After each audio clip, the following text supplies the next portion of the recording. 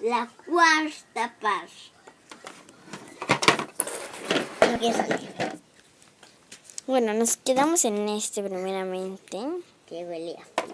Ujú. Bueno, ahora vamos Es a que ver. está en un esto de ego, pues si no lo pongo yo. Mimitos, lo sacamos y El slime es verde. Y o sea, acá se nota medio oscuro, pero o sea, acá en la vida real es como un verdoso bien hermoso. O sea, no sé por qué se notará así. Creo que no se enfoca, espérense. A que se enfoque. Por eso que no se nota muy bien. Ay, espérense que se me pegue. mano, oye.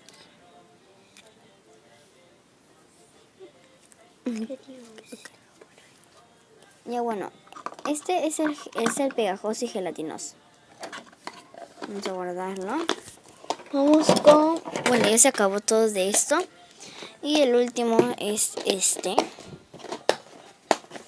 Este de acá.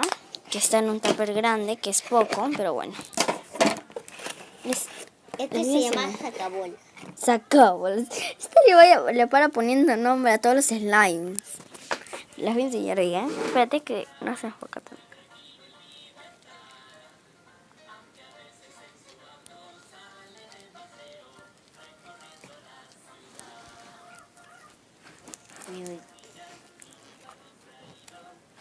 Es bien rico, la verdad es que es muy rico. Sales de bolitas, amiguitos, sacabolas, pues. Ahí estaría le para poniendo nombres. Ay, me gusta sacabolas. Ya bueno, vamos a guardarlo en las sacabolas. Bueno, Ay, no, ¿por qué? Bueno, amiguitos, esto ha sido todo por hoy. No le vean abajo en la cajita de suscripción. No le vean like.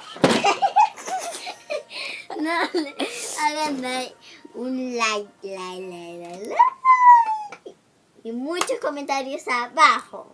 y suscríbanse al canal y activen las Suscríbanse, campanitas de notificación para que les llegue y YouTube le mande la campanita para que suene la campanita solita. ¿Sí? Qué chistoso, ¿no? Bueno, ya.